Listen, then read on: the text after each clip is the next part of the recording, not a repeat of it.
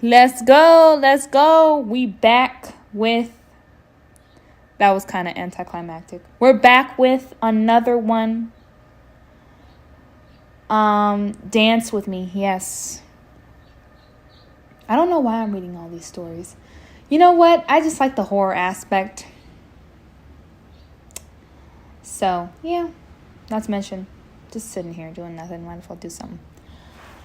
Oh, take the time while I have it, because in 2 years, oh boy. But today, we are going to be reading Dance With Me with your lovely host, me, Angelina. You already know my name.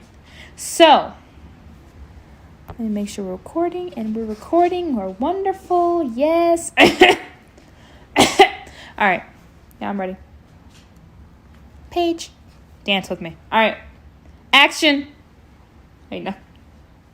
Okay. The stars looked like tiny pinpricks of light shining through a sheet of black velvet. Okay.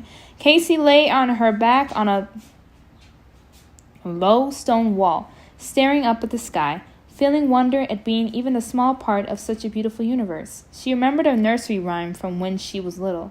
There had been a coloring sheet in kindergarten with the nursery rhyme's words and a picture of smiling stars. Twinkle, twinkle, little star. She thought, how I wonder what I am. Casey! Jack's voice startled her out of her trance. Look over there. Casey sat up and looked at the brightly lit kiddie restaurant across the street. Circus Baby's Pizza World. Oh, we're going back to sister location. Get ready. Get your popcorn. Get your slushies. I'm just kidding. I'm going to continue. I have a lot of energy today. A woman and 2 young children were standing outside its red door. Red door? What kind of place has a red door? The woman was fumbling with her purse. Let's go, Jack whispered. Or, I'm sorry. Let's go. Jack whispered. Casey stood up and casually crossed the street with Jack, ducking into the alley next to Circus Babies. Close enough that she could hear the little girl chattering to her mother. I think Circus Baby is pretty, the little brown-haired girl said. She was wearing a t-shirt decorated with Circus Baby's Pizza World's creepy-looking mascots. She is pretty, the mother said, looking a little dazed, probably because she had spent too much time surrounded by the bright lights and loud noises of the Kitty Pizza Emporium. Can I wear pigtails like Circus Baby? The little girl asked, pulling 2 handfuls of her hair up into bunches. She couldn't be much older than 3, Casey thought. 4 at the oldest. Sure you can, the mother said. Hold your brother's hand while I find my car keys. Her hands are all sticky from candy. Cotton candy. No, it didn't say cotton candy, but that's what I'm thinking. The boy complained. He was early elementary school age, maybe 7. So you mean tell me this girl is 4 maybe, and the 7-year-old is the one that's acting out? Wow. Mommy, I'm so sleepy, the little girl said. Can you carry my goodie bag? She held up a little plastic bag with the name of the restaurant printed on, and now that's a fan. She got the shirt. She got the bag. She want the pigtails. Girl, that's a fan. The mother had found her keys. Sure, she said. I'll just put it here in my purse. Can you carry me? I'm too sleepy to walk. The mother smiled. Okay, come here, big girl. Her purse dangled from her left forearm while she leaned over to pick up her daughter. Now, Jack barked into Casey's ear. Casey pulled the ski mask over her face and dashed out from her hiding place in the alley. She ran past the mother and grabbed her purse with a swift, sure motion. She kept running as the woman yelled, "Hey!" and the little girl screamed. As Casey ran, she heard the little boy say, "I'll catch the bad guy, Mommy." "No," the mother said firmly, "you stay here." If they said anything else, Casey didn't stick around to hear it. Casey knew she was fast, and she knew there was no way the mother could catch her on foot, now with 2 little kids on her hands.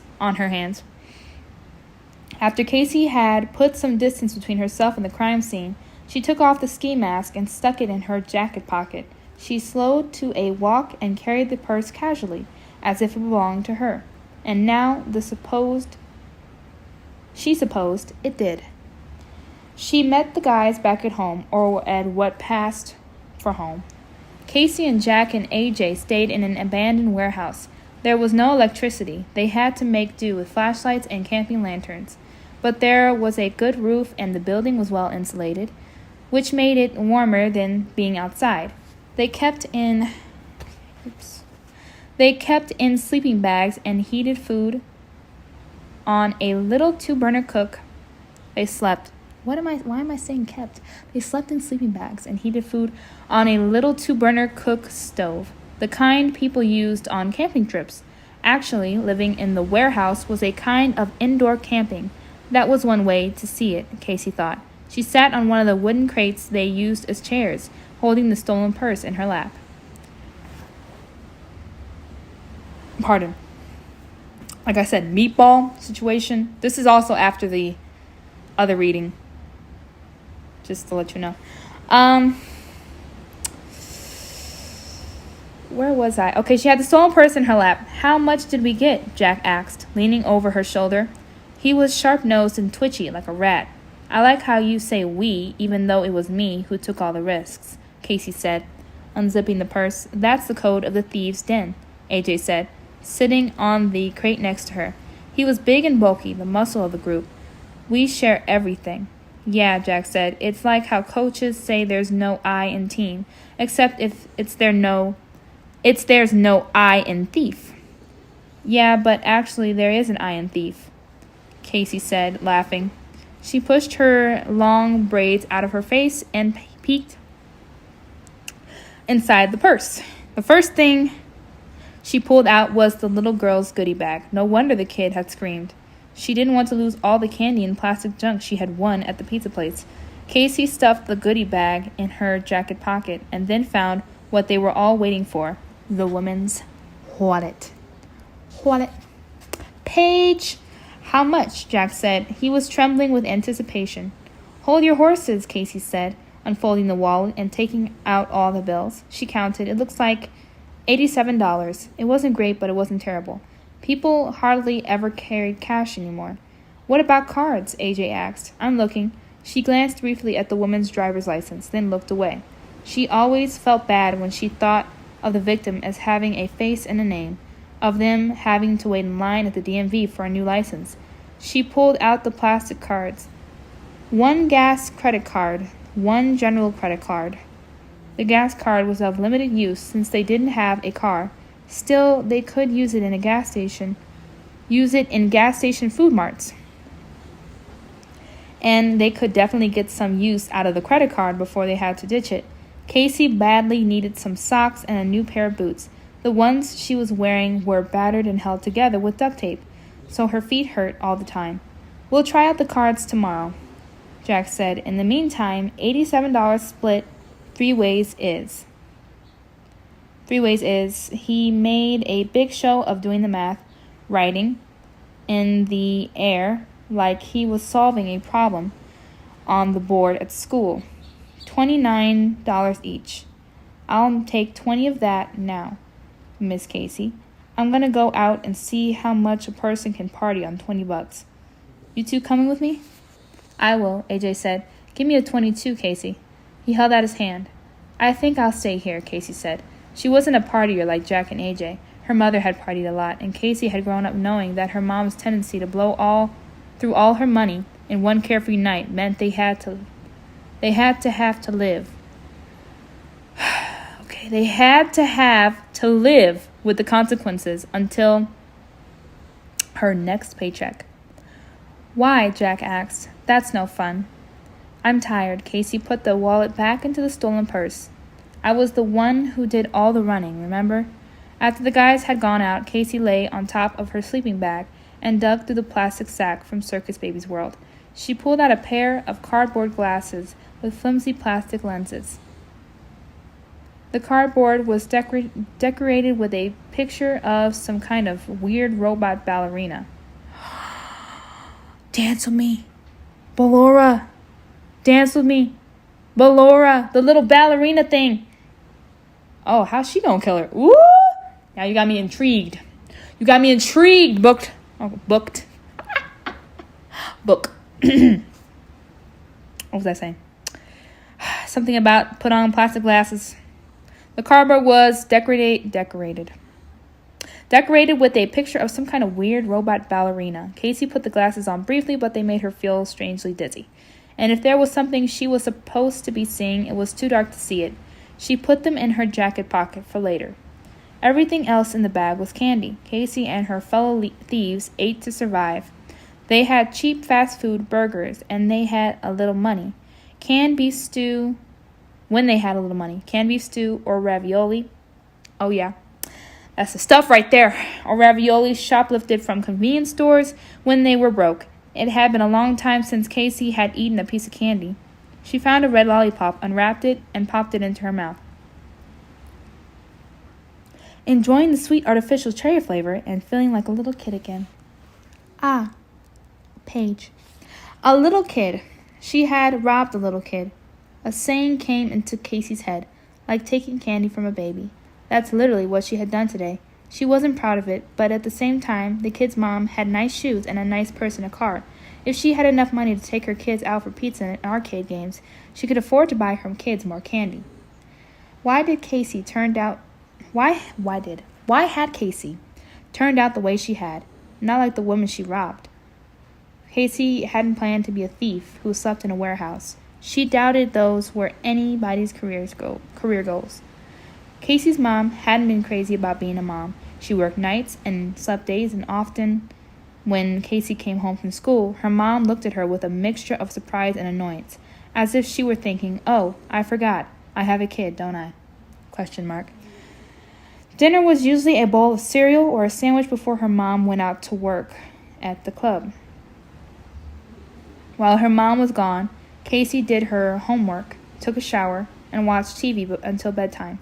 She had instructions to go to the apartment of the old lady next door if there was ever an emergency, but there never was. Casey was good at taking care of herself. When Casey was a teenager, her mom had got a new boyfriend who seemed like he was going to stick around longer than her past string of boyfriends. He had a steady job and could help her mom out with money. The only drawback was he didn't want a teenager around, freeloading, as he called it. He said he had moved out of his parents' house and gotten a job at the time he was Casey's age. And that was why he was so successful. When he asked her mom to choose between him and Casey, she didn't think twice about the choice. Casey was out on the street before her 17th birthday. Casey's teachers had begged her to not drop out. The grammar here. What you doing, authors? Casey's teachers had begged her to not drop out of high school. Her grades were solid and she was an athlete, so there was a possibility of college scholarships, they said. But she couldn't stay in school and still earn enough money to survive. She dropped out and drifted from one dead-end job to another, working long hours but never making enough to cover rent and groceries. Sometimes she stayed in sad little rooms she rented by the week. Other times she camped out on friends' couches until their hospitality ran out. The first time she stole was at Famous Fried Chicken. Ooh. Kentucky Fried Chicken, the fast food restaurant where she was working. It was a terrible job. She stood sweating over the deep fryer for hours, and every night she went home feeling like she'd been dipped in a vat of grease. One day, when she was sweeping the floor of the dining area, she noticed that some guy had gone to the restroom and left his jacket hanging on the back of the seat. The corner of a $20 bill was peeking out of the pocket. It was too tempting. Sweeping the floor right next to the table, Casey pinched the bill and hid it in her sleeve. It was shockingly easy and somehow exhilarating. She knew the guy would, never suspect theft. He'd just think that he would be more careful, making minimum wage, standing over the hot fryers. It would have taken Casey more than 2 hours to earn the money that it took her less than a minute to steal. There was a thrill in that, to know you had gotten away with something, beating the system. Soon she was stealing instead of working, snatching purses, picking pockets, shoplifting food, and other necessities. One day she was at a street festival, lifting wallets and loose bills from people's pockets. When two men approached her, at first she was scared they might be cops, but they didn't look like cops. One was a scrawny, fidgety white guy with lots of tattoos. The other was a broad-shouldered black guy with the appearance of a former high school football player. "We've been watching you, and you're good," the thin, nervous-seeming one said. "Have you ever thought about working with a team instead of flying solo?" "We look out for each other," the big guy said, "and we split our take. More people working, more money." She fell in with Jack and AJ because they had been on the streets longer than she had and were willing to share their knowledge of how to survive. Sure, they were more reckless than she was and blew through the money they stole, but there was safety in numbers. I agree, but, Okay. Troublesome life so far. Even though the guys got on her nerves sometimes, she would rather have their companionship than try to make it on her own. Casey finished the red lollipop and snuggled into her sleeping bag. She fell asleep with the sweet taste still on her tongue. She awoke to sunlight streaming through the warehouse's skylights. Jack and AJ were both still snoozing away in their sleeping bags. Casey had no idea what time they had come in last night. She slithered out of her sleeping bag and decided she'd use $2 from yesterday's take to buy a cheap breakfast at the Burger Barn. A sausage biscuit and a small coffee with 3 refills could last her all day if it had to. Casey grabbed her backpack and walked into the bright morning sun. The Burger Barn was just half a block from Circus Baby's Pizza World and site of yesterday's heist.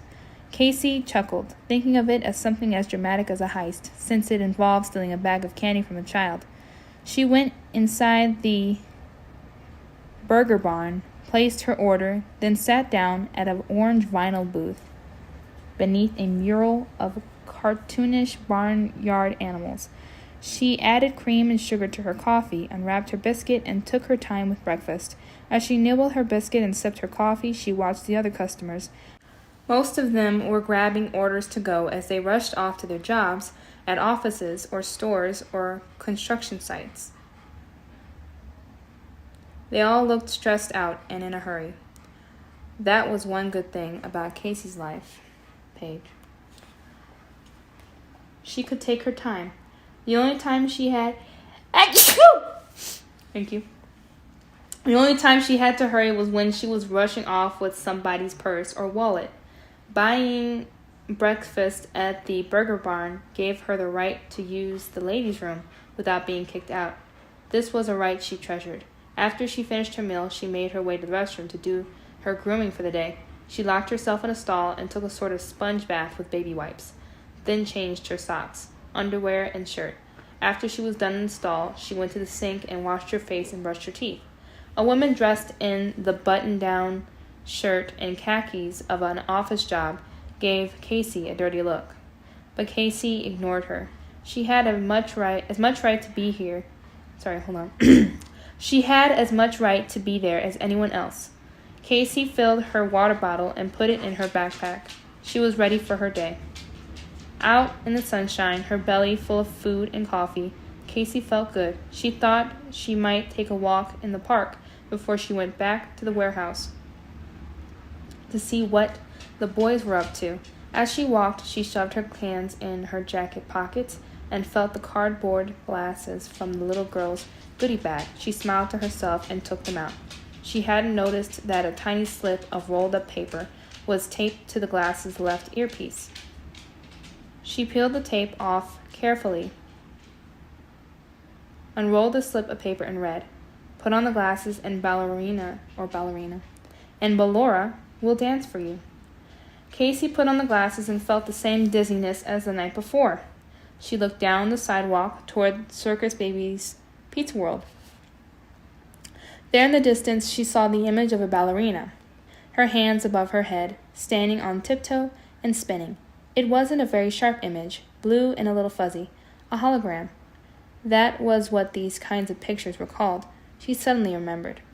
But even if distant and blurry, there was something fascinating about the strange ballerina doll twirling.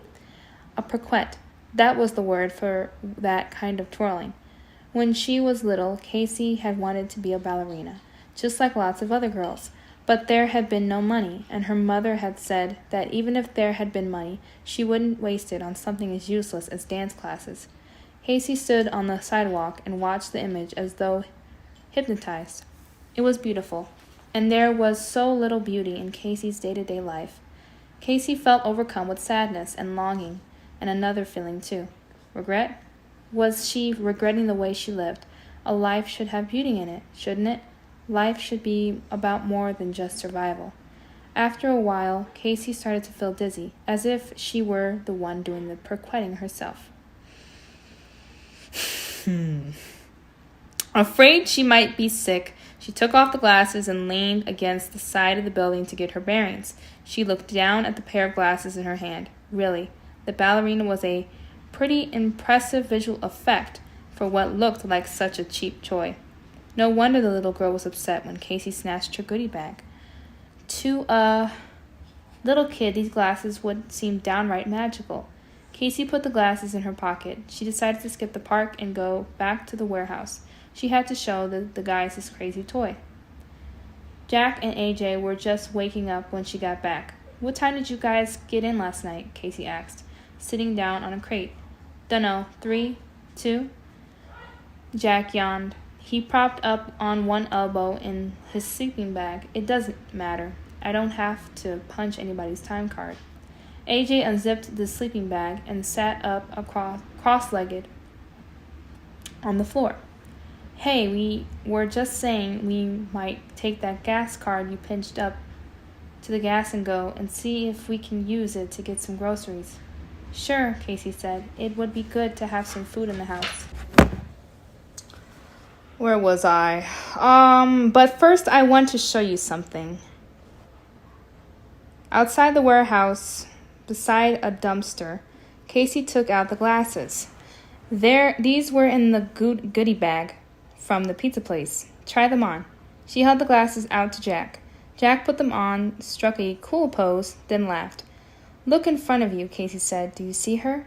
"See who?" Jack said. "The dancing ballerina." "I don't see anybody," Jack said. "They just make everything look blue, that's all." "Let me see him," AJ said, taking the glasses from Jack and putting them on. He looked around. "I don't see anything either." "No ballerina?" Casey said. It didn't make sense. Why could they not see her? "Nope, everything just looked blue," like Jack said. AJ handed the glasses back to Casey. Casey was confused. Maybe the glasses only worked in front of Circus Baby's Pizza World? But that didn't make sense either. Why would someone make a toy that only worked in one place? She put on the glasses and looked straight in front of her. Across the street, the ballerina, Ballora, according to the instructions, was there, dancing in a garbage-strewn alley, strewn alley between two warehouses. But soon the dizziness overcame her, and again there was that uneasy feeling she'd had before. "Well, I see her," Casey said, taking off the glasses before she lost her balance or threw up. "Maybe there's something wrong with your eyes. Maybe there's something wrong with your brain," Jack said, laughing and elbowing AJ, who laughed too. Casey ignored the ribbing. Is that ribbing? Ignored his ribbing and put the glasses back in her jacket pocket. But she did wonder, were they right? Was there something wrong with her? At the Gas and Go, they grabbed way more food than most people would buy in a convenience store. A jumbo loaf of bread, a jar of peanut butter, 6 bags of chips, cans of ravioli and beef stew, and a 12-pack of soda. Casey knew she would be the one to pay at the register because... Jack and AJ always said she had an honest face. Not faced. Also, people were less likely to suspect a woman of criminal activity. The cashier looked sleepy-eyed and bored as she rang up and bagged all the items. Casey scanned the stolen card in the machine and held her breath. It took only a few seconds, but it felt like ages until the word "approved" appeared on the screen. Casey, Jack, and AJ grabbed the bags and waited until they were outside the store to laugh at their good fortune. "Well, we won't have to worry about food for a few days," Jack said. "Hang on to that card, Casey." Casey put the card in a small compartment in her backpack. I will, but I don't know if we'll be able to get by with using it again, she said. Usually credit card companies were pretty quick to cancel cards they suspected were stolen. Back at the warehouse, they feasted on peanut butter sandwiches and potato chips and soda that was still cold from the convenience store's cooler. Jack and AJ were still high from the adrenaline rush of successfully using the stolen card. They laughed and joked around, but something was bothering Casey that she couldn't put her finger on. She smiled at Jack and AJ's jokes, but something that felt like worry was nagging at the back of her brain. The weird thing was that while she felt it, she didn't really know about what she was worried about. Getting to that stage where I'm messing up every word. There was always the thief's worry of getting caught. The worry of being arrested, tried, jailed. That worry never went away. But this feeling was something else. Somehow it had to do with the glasses, with the fact that she couldn't see the dancing ballerina. That she could see the dancing ballerina, while Jack and AJ couldn't. With a strange way, looking at the twirling ballerina made her feel. Okay. After they were finished eating, Casey grabbed one of the plastic bags from the convenience store. Put your trash in here, she said to Jack and AJ, and I'll take it out to the dumpster. Always cleaning up after everybody. Such the little housewife, Jack said, dropping his empty soda bottle in the bag. Hey, I can't help it if you guys are slobs, Casey said. I don't want to get a bug problem in here. Casey had grown up in a series of progressively dumpier apartments. Her mom would get evicted for not paying the rent, and then they'd move to another place that was smaller and dirtier than the one before it. There were always cockroaches, and in the summer, an endless parade of ants. When Casey got old enough, she washed the dishes and took out the garbage that her mom left pile up. Cleaning helped some, but bugs would still come over from other people's apartments, like party crashers looking for free food and drink. Casey always thought that when she grew up, she would have a neat little apartment of her own that would be clean and bug-free. Unlike her mom, she would pay the rent on time every month. The warehouse wasn't exactly what she'd had in mind. But at least she could do her part to keep the bugs away. She took the trash bag outside and tossed it into the dumpster. Maybe she would take a walk. She felt a sudden need to be alone. She knew that inside the warehouse. Fortunately, I have to keep cutting off and trimming the stupid audio because some dogs want to bark abruptly. So, back to what I was saying. Is this upside down? Yes, it's upside down. Okay. Where was I? Something about a warehouse.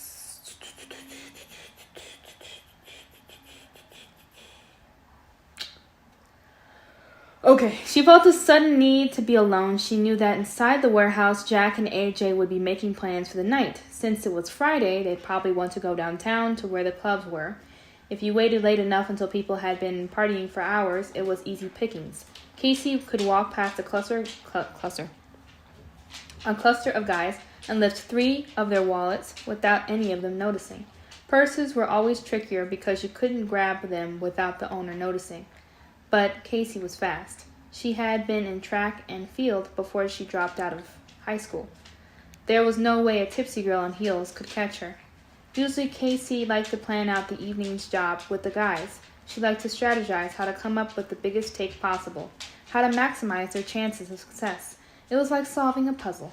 But right now she didn't feel like putting puzzle pieces together. She felt like walking, like clearing her head of the confusing thoughts swirling around inside of it. Swirling rhymed with twirling. Why couldn't she get that spinning ballerina doll out of her head? She walked to the park. Office workers on their lunch break sat on benches and ate sandwiches.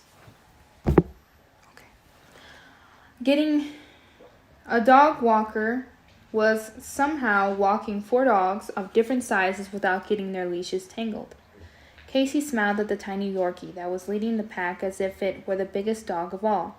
On the playground, little kids climbed and slid and swung, shouting and laughing. Their moms watched them, making sure they were safe. Casey envied those kids. What must it be like, she wondered, to play to your heart's content, and to know that whenever you got hungry or thirsty, your mom would just pull out some crackers and a cold juice out of her bag. To know that, when you were tired, you could go home and your mom would tuck you into your nice soft bed for a nap. Even as a little kid, Casey had never known that kind of security. She walked into the more wooded area of the park because she liked the shade and the solitude. The fall leaves, red, gold, and orange, were drifting down from the branches of the trees, leaves that had already fallen crunched under her feet. It was the strangest thing. She didn't want to see Ballora. She didn't like the way seeing Ballora made her feel. Yet she felt herself reaching for the cardboard glasses, felt herself putting them on. She felt the familiar dizziness, steadied herself against a tree, and stared into the woods in front of her, where sunlight sparkled through the gaps in the branches. There was Ballora. There was Ballora, pirouetting among the colorful fall leaves as she spun. The bright leaves were sucked into her vortex. They flew around her, at first gently, then faster, as though trapped in a whirlwind. In a few seconds, Casey admired the beauty. But then she thought, wait, if Ballora is just a picture, a hologram, then how is she affecting the objects around her? It didn't make sense. Oh boy, here goes Sal. Okay. Also, wasn't Ballora closer to Casey than she was yesterday? It seemed like she was. The image was clearer, for one thing. Not so fuzzy. She could see the joints in the doll, like figures, arms and legs. Could see the blue eyes and red lips on the white face. And red lips? Okay. The painted face looked clown-like, but unlike most clowns, Ballora wasn't smiling. The empty blue eyes didn't blink, but somehow Casey felt they were staring back at her. Ballora was looking at Casey and didn't like what she saw. Suddenly, Casey couldn't catch her breath. She doubled over, afraid she might pass out. Why was she freaking out over a stupid toy? She yanked off the glasses and shoved them back into her jacket pocket. She was being ridiculous, and she had to stop it. If you wanted to survive, you had to keep a cool head at all times. She should go back to the warehouse and talk to the guys. She needed to know about the plans for tonight. After midnight, Casey, Jack, and AJ hit the clubs. They didn't go into them, but skulked in the darkness outside. The guys had targeted a couple of different bars, and Casey was waiting in the alley outside a dance club that was frequented by a lot of college kids, their pockets and purses fat with their mommy and daddy's money.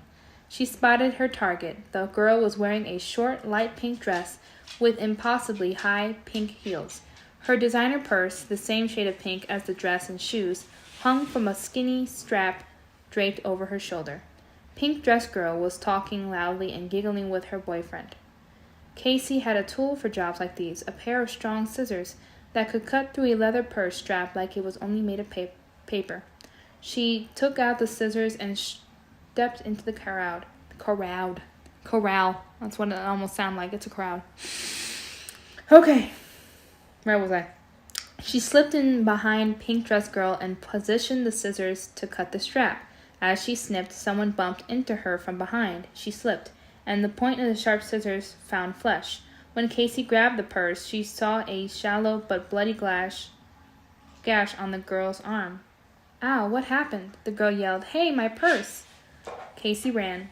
She ran until she was sure she had put enough distance between her and her victim, then slowed to a casual walk, tucking the pink evening bag inside her jacket.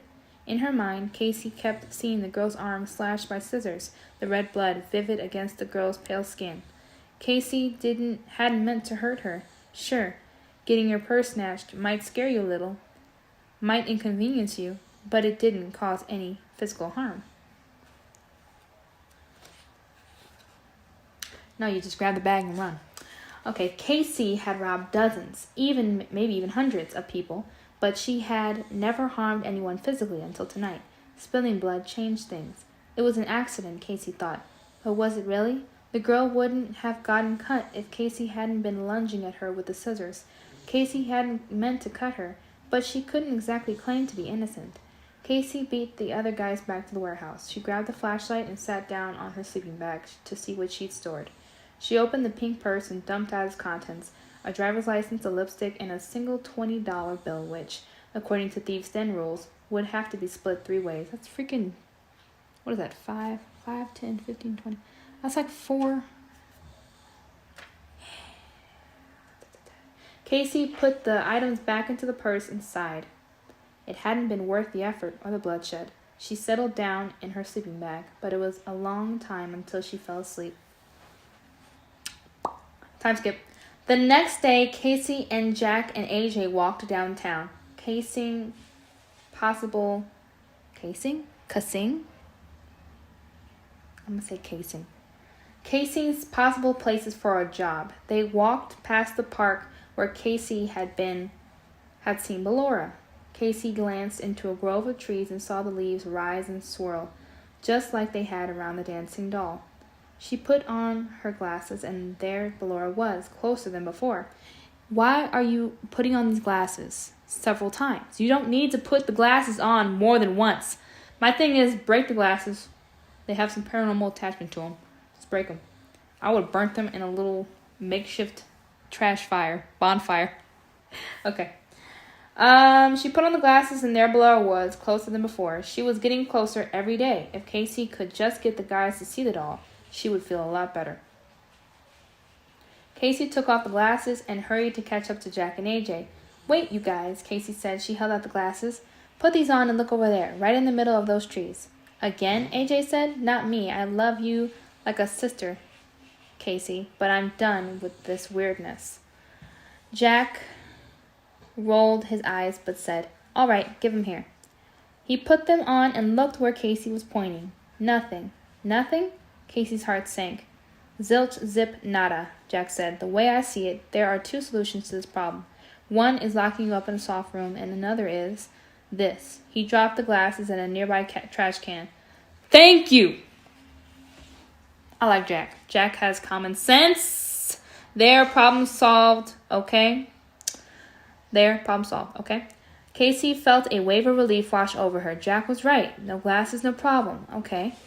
She even felt herself smiling a little. Thanks, Jack. You're welcome, Jack said. Now you need to pull it together. The thieves' den needs your quick wits and nimble fingers. No more freaking out over weird stuff. Casey nodded. She couldn't believe she'd let herself fall apart because of a cheap toy. Quick wits and nimble fingers. You've got 'em, Casey said, waggling her fingers. Why don't we take the bus to the Walmart and see if we can get that lady's credit card to work? Excellent idea, Jack said. See, you're better already. The guys headed on toward the bus stop, but Casey hesitated. The glasses were what made her see Ballora. Being rid of them, she wouldn't see Ballora. But that didn't mean Ballora wouldn't be there. She could still be following Casey, getting closer to her every day. But Casey would have no way of knowing where she was. The thought of an invisible Ballora was scarier than the thought of a visible one. Casey reached into the trash can, retrieved the glasses, and put them back in her pocket before she ran to the bus stop. At the big box store, Casey picked out a new pair of boots. Heavy, comfortable, and practical. They all grabbed packages of socks and underwear and t-shirts. Buying too much stuff would arouse suspicion, so they tried to limit themselves to the things they need the most. As always, Casey was the one to make the purchase because of her honest face. Her face didn't matter much, though, because the cashier rang up the items without looking at her. Then asked robotically, debit, credit, or cash? Credit, Casey said, holding out the stolen card. The woman scanned the card in the machine, frowned, then tried it again. I'm sorry, ma'am. This card has been declined. Do you have another card you'd like to use today? No, thank you. Casey grabbed the useless card, abandoned her attempted purchases, and walked quickly to the front door where Jack and AJ were waiting. Declined, she said. Well, that sucks, Jack said as they walked out the door. AJ shook his head. The lady must have reported it stolen. Too bad. I was kind of looking forward to my new socks and undies. Only one thing to do, Casey said. She took out her big scissors, cut the card into tiny pieces, and scattered the confetti into the nearest trash can. On the way back to the warehouse, they passed the park. Casey heard the rustling of leaves and glanced over to see them swirling. But that didn't mean Ballora was there, she told herself. She clenched her hands into fists to stop herself from getting the glasses out of her pocket. The swirling leaves meant only that it was a windy fall day. That was all. Tonight's job had to make up for their run of bad luck. They had huddled in the warehouse, eating canned ravioli with their hands and trying to figure out their next move. We could We could try the pizza place again, Jack said. People do take cash to those places. No. Casey's response was automatic and forceful. Why not? Jack said, afraid you might end up with some scary possessed toy. It's not that, Casey said. She probably deserved the mockery. She didn't let the thing with the glasses get out of control. She had let the thing with the glasses, get out of control. I just don't like to get kids involved, okay? Pardon, okay. We've not done the train station in a while, AJ said. It's real easy to mix in with the crowd there and pick some pockets. It might be a good way to get your confidence back, Casey. Paige. Yeah, let's do that, Casey said. That was what she needed, an easy job. They didn't even have to go inside the station, just wait until rush hour when a bunch of people came spilling out of the station's exit, then slip into the crowd unseen. Casey eased her way into the mass of people, scoping for prosperous-looking businessmen with wallet-shaped bulges in their back pockets. She had just found one and was reaching for it when someone grabbed her arm. She startled, then saw it was Jack. He mouthed the words, "Let's go." When she saw the flashing blue lights, she understood. A police car had pulled up to the curb. Casey and AJ and Jack walked with the crowd, nice and casual, like they had just gotten off the train themselves. Casey didn't breathe easy until the blue light was way behind them. Could this day have been any worse? Jack said, once they were back in the warehouse. Bad luck always comes in threes, AJ said, holding up 3 fingers. So we've got 2 down and 1 to go. I don't believe in superstition, Jack said. Not black cats, not broken mirrors, none of it. It was chilly in the warehouse, warmer than outside, but still not warm. Casey decided to keep her jacket on. It was getting nippier at night, and her hands were cold. Soon she'd have to buy or steal some gloves. She shoved her hands in her jacket pockets for warmth. There were the glasses. Where was Ballora? Was Ballora about to catch her? Was that the third piece of bad luck? Her heart pounded in panic, and she ran past Jack and AJ out of the warehouse. Now the cold was the least of her worries. Outside, she put her head in her hands and paced back and forth. Finally, with a shaking hand, she reached into her pocket and took out the glasses. Because she couldn't help herself. Obviously, she put them on. There, under a beam from a street light only a few yards away, Ballora twirled. She was closer than she'd ever been before. Casey could see every joint in her body, each detail of her face, torso, and tutu. She was beautiful and horrible at the same time, and she was definitely getting closer. Casey tore the glasses off and shoved them back into her pocket. She sat on the cold, damp curb and tried to think. Each time she had seen Ballora, she had been a little closer. What was going to happen when Ballora got close enough to touch her? Could Ballora catch her? Casey felt like she was waiting for a punishment. She didn't know if it would be swift and sure or long and torturous. She didn't want to know. There had to be a way to escape, Casey thought. Ballora had appeared the first time outside Circus Baby's Pizza World, the scene where Casey had stolen the glasses. Since then, Ballora had stalked her throughout the city. Maybe, Casey thought, Ballora could only follow her in the city where the crime had occurred. Maybe if Casey could leave, go somewhere else, she could leave Ballora behind. Paige. It was worth a shot. Casey waited until Jack and AJ were asleep, then sneaked into the warehouse and quietly rolled up her sleeping bag. Grabbing her backpack of belongings, she took her portion of the money from the thieves' den hiding place and left Jack and AJ the rest. She wouldn't steal from them. They had been like brothers to her, annoying sometimes, but good to her in their own way. It was a long walk to the bus station. She looked at the list of departures. The next bus leaving was headed for Memphis at 6 a.m. She guessed she was going to Memphis. She bought a ticket, which cost half of all her money, then settled on a bench to try to sleep a couple of hours. She woke at 4:30. Aware of someone near her, she clutched her backpack to protect her belongings from people like herself. I'm sorry, I didn't mean to wake you up. The voice belonged to an elderly lady with gray hair and a skin a couple of shades darker than Kelsey's. She had on a butter yellow flowered dress and a matching hat. She looked like she was going to church. It's okay, Casey said. I needed to wake up anyway. My bus leaves in an hour and a half. Where are you headed? The lady settled herself down next to Casey. For a second, Casey wondered if she should tell her, but the old woman's tone was so kind she didn't see the harm in it. Memphis, she said. Oh, that won't be too long of a trip. The lady said, I'm going to Chicago to see my son and daughter-in-law and my grandbabies. It'll be a nice visit once I get there, but it's going to be one long bus ride. You got family in Memphis?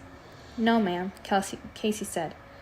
I'm just looking for a fresh start. It wasn't like she could tell the old lady she was running from a ballerina doll that possibly meant her harm.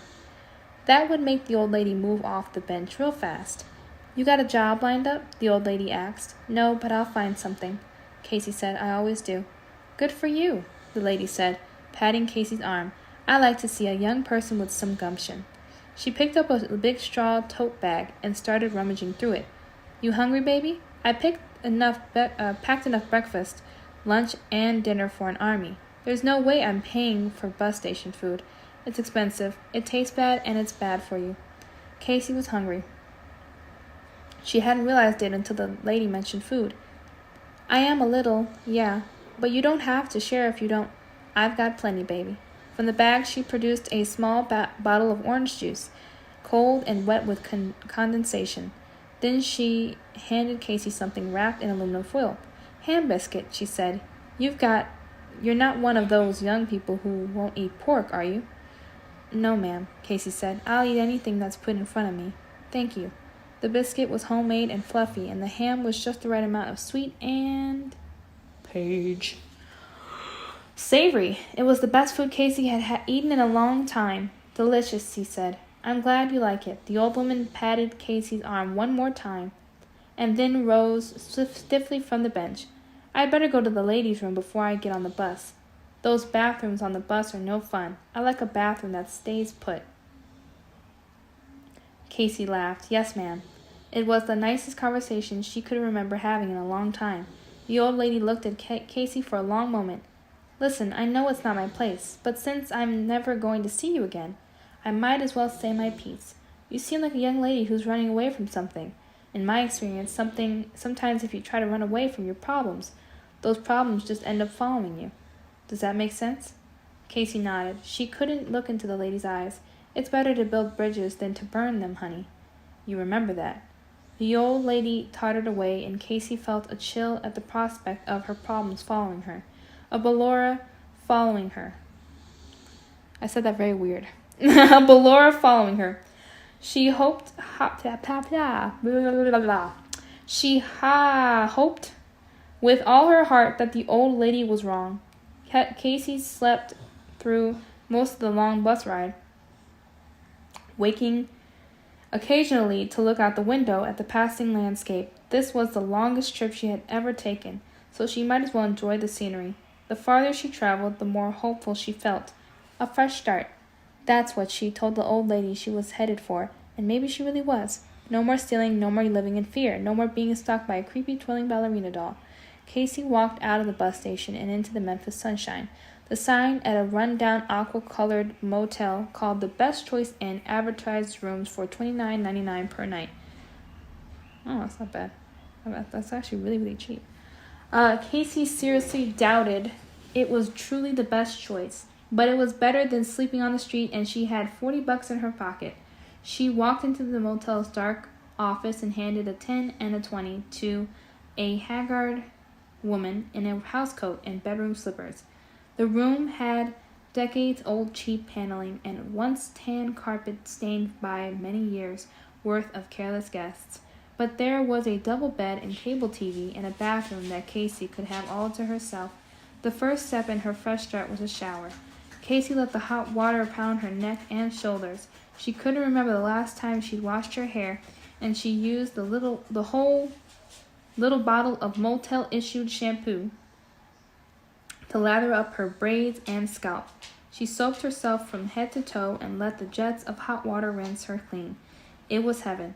Casey always tried to keep her hygiene, living on the streets, but there was no way baby wipes in a fast food restroom sink could compare to a real hot shower. Page. After she dried off, Casey brushed her teeth and put on the cleanest clothes she had. It was time to find her fresh start. Walking the streets of Memphis, she came across an old diner called the Royal Cafe, which had a hand-lettered sign in the window reading, "Help Wanted." The cafe wasn't royal any more than the motel where she was staying was the best choice. But she had to be realistic. How long had it been since she had worked a real job? Not since her time at Famous Fried Chicken, where she'd stolen at 20 and started her life of crime.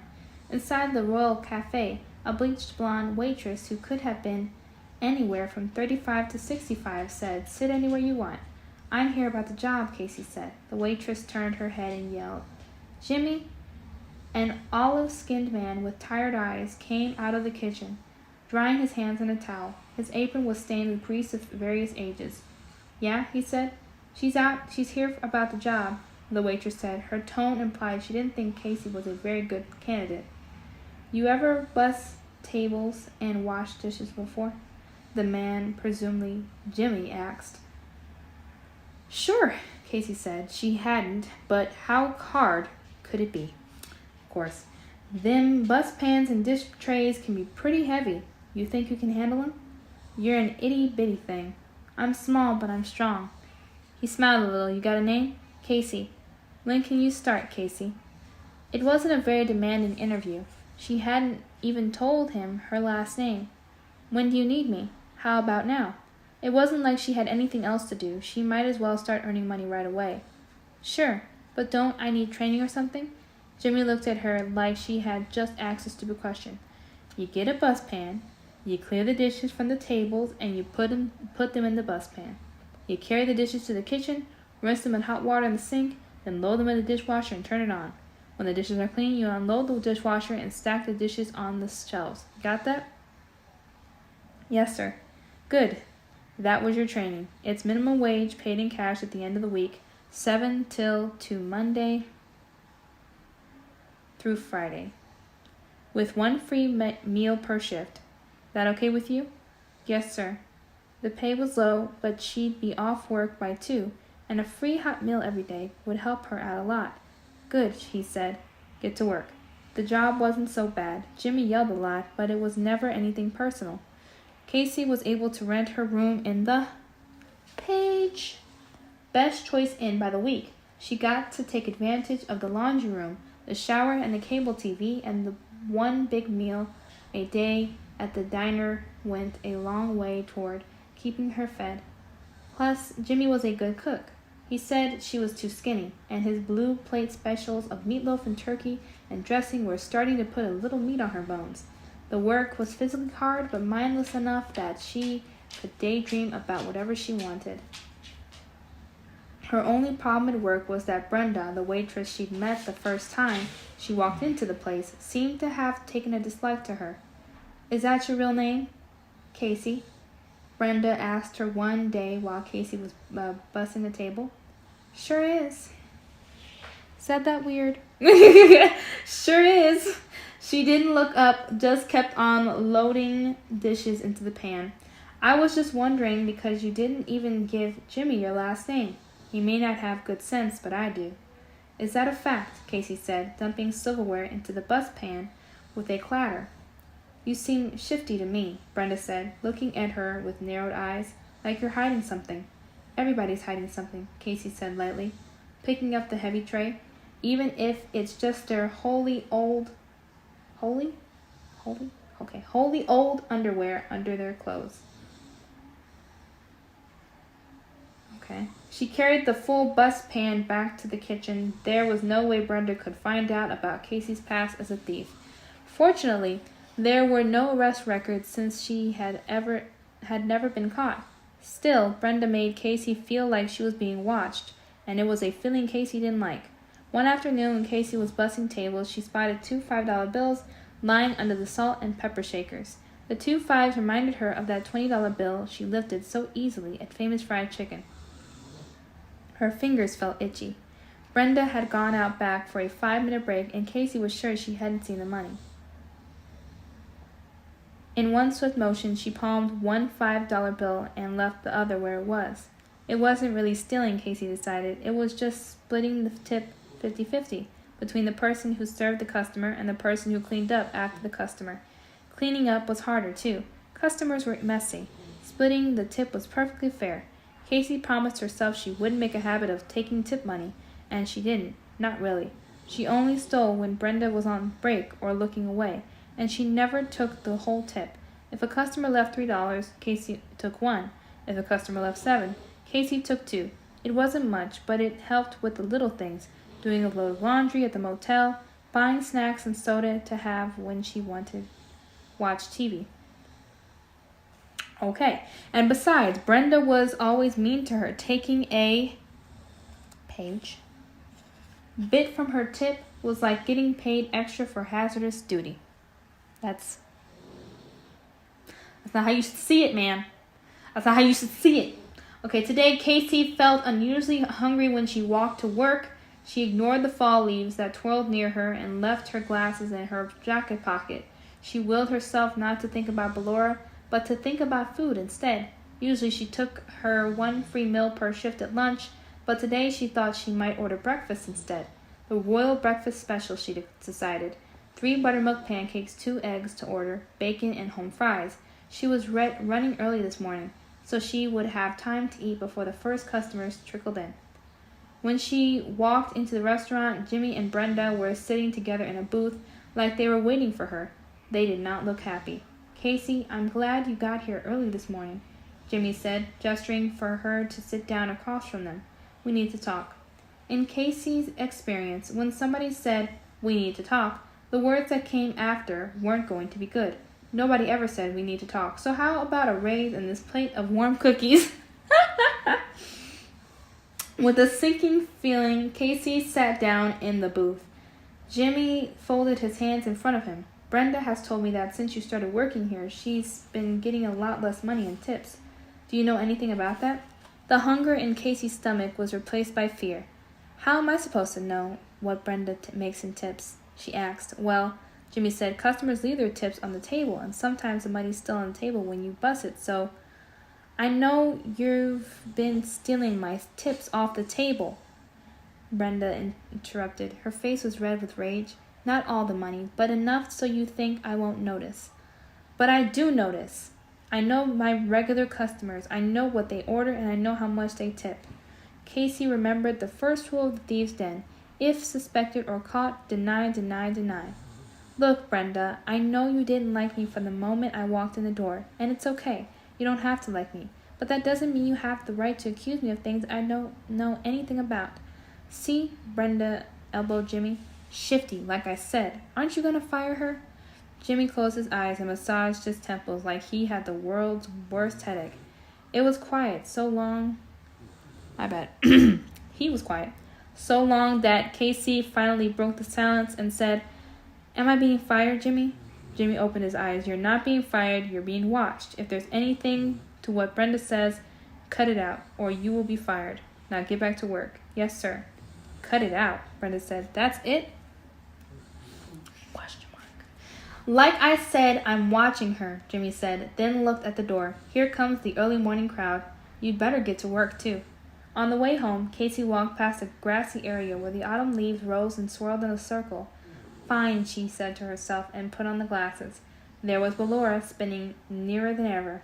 Clearly there was no getting away from her. Dizziness overcame Casey. "Why?" she yelled. "I'm sorry. Why?" she yelled. "Why do you keep following me?" Several people turned to look at her like she was crazy. Was she crazy? She didn't even know anymore. That night, Casey dreamed she was sitting in a red velvet seat in a beautiful theater with a golden domed ceiling. The theater was empty except for Casey. The lights went down, sending the room into blackness, and orchestral music swelled. The lights came up on the stage, and Ballora danced out on tippy-toe.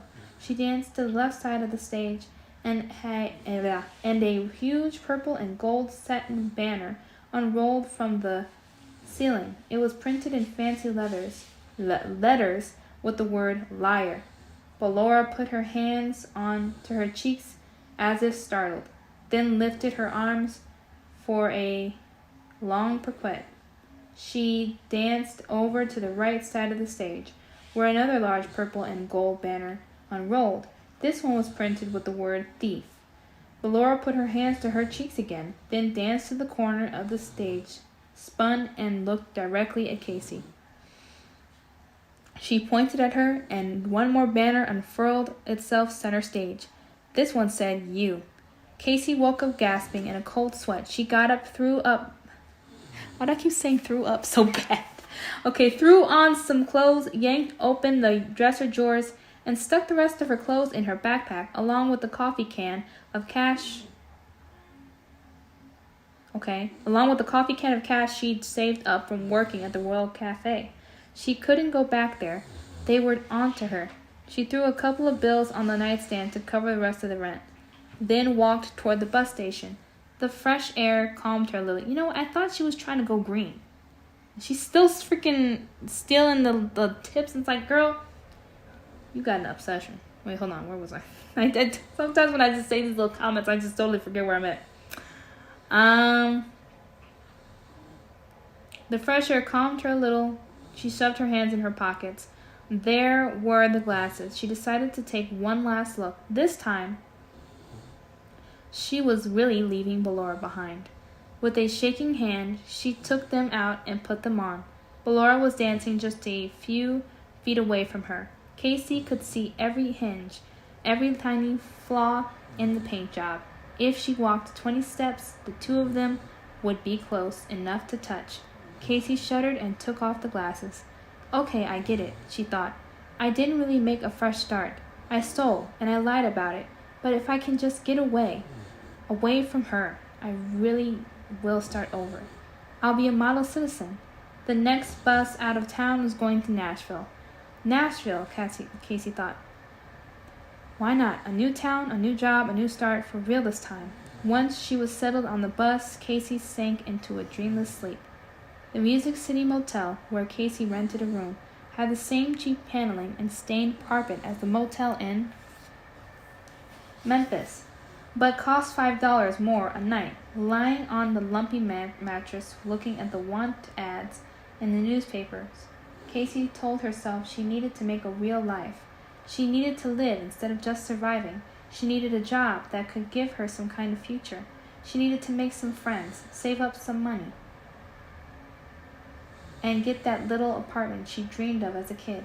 Maybe she could go back to school at night and get her diploma, and she could get a dog. She still wanted a dog. Scanning through the want ads, one caught her eye. No experience necessary. Opportunities for advancement. Answer incoming calls for a major retail company. Must be able to communicate well. Must be able to work in busy, fast-paced environment.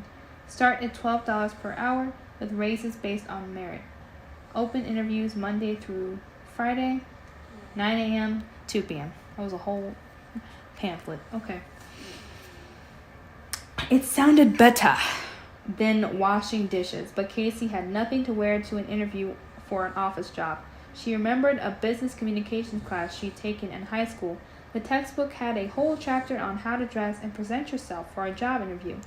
Ripped, faded jeans and old boots repaired with duct tape definitely weren't on the list of acceptable apparel.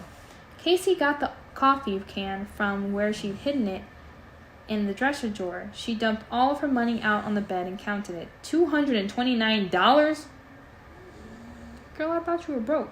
When she set aside what she'd need to pay for the room and the few groceries she brought, that left her with $44. Surely she could buy something to wear with that. She set out on foot in search of a store. She figured the nice clothing stores wouldn't be on this side of town, with its cheap motels and pawn shops and bail bondsman offices. She didn't want to spend any of her meager money on a bus ride to the mall. Besides, she wouldn't be able to afford anything in one of the nice stores anyway. After an hour of walking, her feet aching in her battered boots, she found a store called Unique Fashions. In the window, bald, white, faceless mannequins modeled colorful dresses. Surely a store in this neighborhood wouldn't be too expensive. Casey opened the door and started a little when a bell chimed. She passed a floor-length mirror and saw herself as she must look to other people. Her clothes old, baggy, and ill-fitting. Her face tired beyond her years. She didn't look like she belonged in this store, with its bright lights and neat racks of dresses, tops, and skirts. Maybe she should go. Let me know if there's anything I can help you with, honey, the woman behind the counter said. She was around the age of Casey's mom, wearing a canary yellow page dress with a bright scarf and perfectly applied makeup. Casey wondered if she would ever look so put together. Thank you, she said. Casey browsed through the racks of clothing, not sure what would be best for a job interview, not even sure of what size she wore. Finally, she found a crimson dress splashed with cream-colored flowers. She remembered that once a cute boy in high school had told her red was her color. She knew it would look good on her. The sales lady who had been at the cash register appeared beside her as if by magic. Do you want to try that on, honey? Casey nodded. Trouble is, I've not worn a dress in so long, I don't even know what size I wear. The lady looked her up and down. Well, you're no bigger than a minute. I'd try a 6. She smiled. It's been a long time since I was a 6. About 3 kids ago. I bet you don't have any of those yet, do you? No, ma'am, not yet. Casey held on to the dress and tried to imagine a future with a steady job, a comfortable place to live, maybe even a husband and kids. Could that kind of life ever be in the cards for someone like her? It was hard to even picture what it would look like. You know what? This is when you've dropped below 0. The fitting rooms are over there, the sales lady said. Just holler if you need anything. Thank you. Casey locked herself in one of the tiny rooms and slipped off her boots, jacket, jeans, and t-shirt. She pulled the dress over her head and looked at herself in the mirror. The sales lady had been right. Casey was a size 6. The dress fit perfectly, not too loose and not too tight, and the crimson and cream print complemented her skin tone. She looked respectable, like a regular person going to a regular job interview, except that she had forgotten one thing. Standing in front of the mirror, Casey looked at her bare feet, which certainly weren't acceptable in an office job, but neither was wearing battered, taped-up boots with her nice new dress. She had forgotten she'd need shoes, and shoes were expensive. Feeling discouraged, she took off the dress and put on the ratty old shoes. She carried the dress with her out of the fitting room. There was a small shoe section in the back of the store. She figured she might as well see how much a pair would cost. There were some decent-looking tan flats in her size on sale for $21.97, but she couldn't afford the shoes and the dress too, even with the discounted price. Desperate, panicked, Casey looked around the store. There was no visible security cameras, and the sales lady was busy helping another customer, an elderly lady trying on a pink suit jacket. That's ugly. This would be the last time, Casey promised herself. She was only doing it so she could go to the job interview. She rolled up the dress as small as she could and stuffed it in her backpack. Backpack, not back pocket. Jesus. She took a deep breath, grabbed the shoebox with the flats in it, and headed to the cash register. Page. When the sales lady came to check her out, she said, decided not to get the dress. Just these today, Casey said, handing the sales lady a 20 and a 10. At least she was paying for the shoes and not stealing them, too, Casey thought. Plus, they would have been difficult to fit in her bag. The sales lady gave Casey her change, bagged up the shoebox, and handed it to her. Thank you, honey. I hope you come back and see us soon. When Casey approached the front door, a horrible buzzing sound filled the store. Casey's stomach knotted in fear. The dress must have some type of anti-theft device on it that activated the alarm. Caught. She'd never been caught before. Wait just a second there, honey, the sales lady called. I must not have scanned those shoes right. Casey was about to make a run for it, but outside the front door of the store, hundreds of fall leaves whirled up furiously like a mini tornado. Aw, shoot. Casey didn't have to put on the glasses to know that Ballora was right in the center of the tempest. Her heart pounded in her chest. Casey knew that if she bolted out the door, she'd run right into Ballora. Okay, so what had happened was, basically, every time she keeps grabbing crap and stealing stuff, Ballora is like, not today, girl. You better make it right. You better make it right.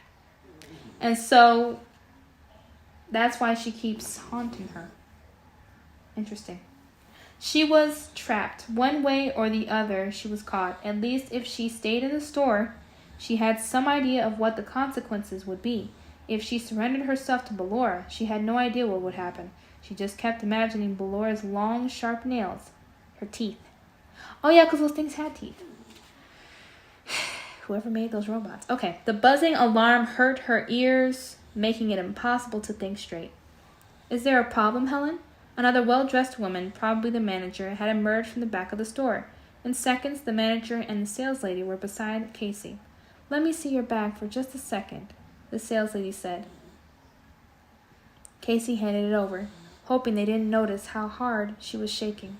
The saleslady showed the manager the receipt. See, she paid for her purchase. The manager was looking at Casey as if she could see every misdeed Casey had ever committed. I think we'd better check her backpack, too. She turned to Casey. Miss, we need you to open your backpack and let us look inside. If everything checks out, you'll be free to go with our apologies for the inconvenience. Casey glanced outside. The leaves were swirling closer and harder, smacking against the glass of the door. She swallowed hard. There was no choice. Casey opened her backpack. The crimson of the dress tucked inside it was as bright as blood. That's the dress she tried on, the saleslady said. She sounded like Casey's not death. Gosh, I'm already planning her death. Hold on, let me rearrange here. Okay. Wait, what was happening?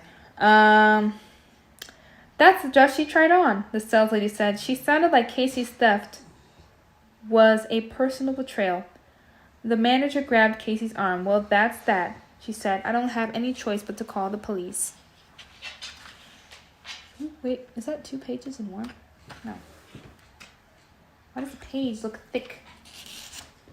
Thicker than a Snicker? Heavier than a Chevy. Okay. Casey looked outside at the swirling leaves, then back at the stern faces of the 2 women, her eyes filled with tears, which was strange because Casey couldn't remember the last time she had cried. But now she cried for all the things she'd lost, for all the bad things she'd done, and all the good things she'd never gotten to experience. My bad. Again. Please, Kelsey. I'm still back on the other book. There's a lot of Kelseys and Caseys here. Jesus. All right.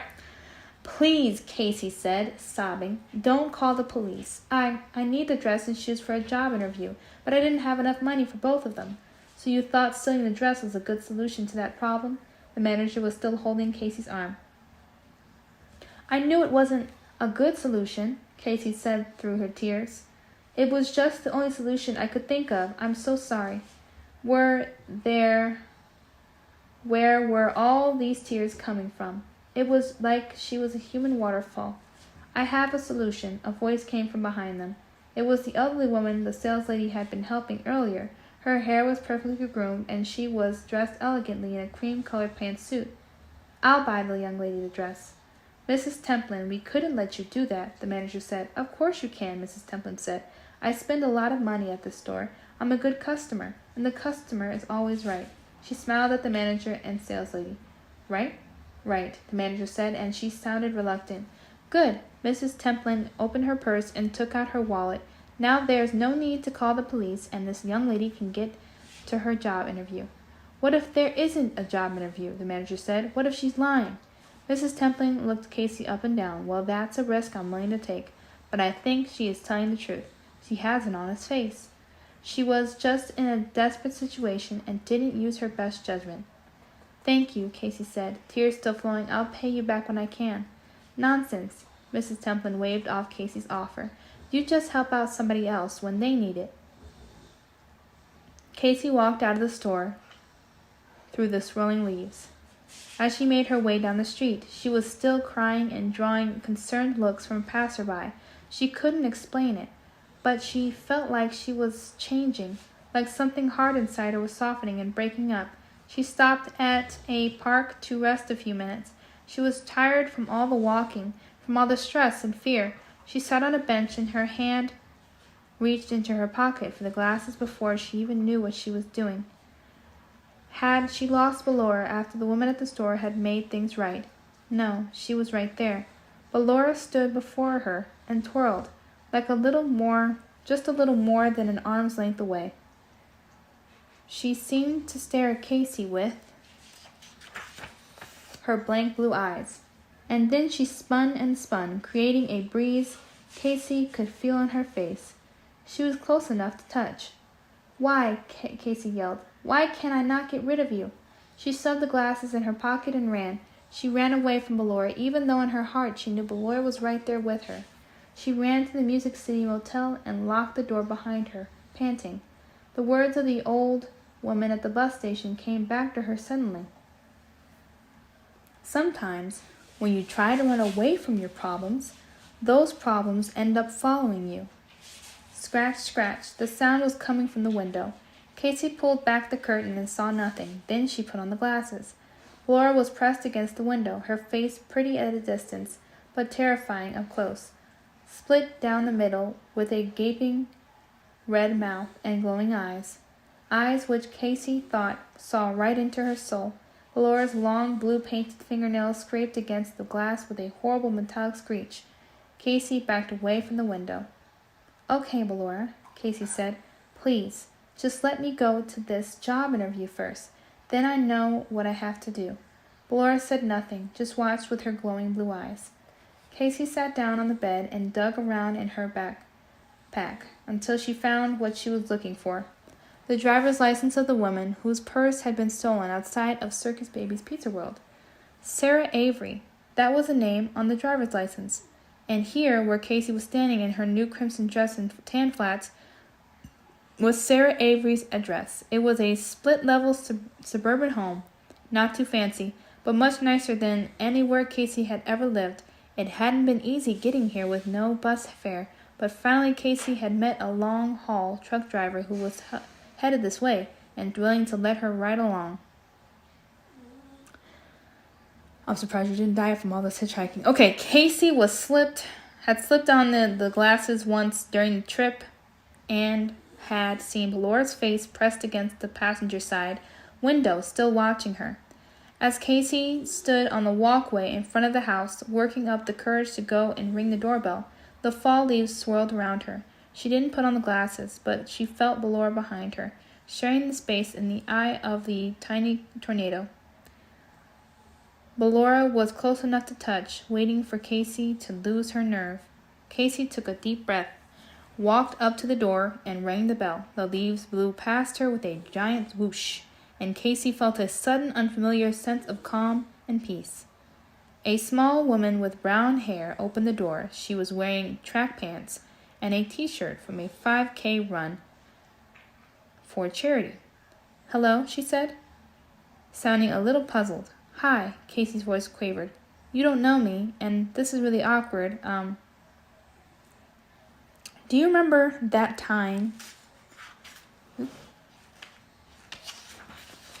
a couple of months ago when your purse got stolen outside of Circus Baby's Pizza World?" "Sure, it was terrible. Nobody forgets something like that." She knitted her brow and looked at Casey. "Are you the police?"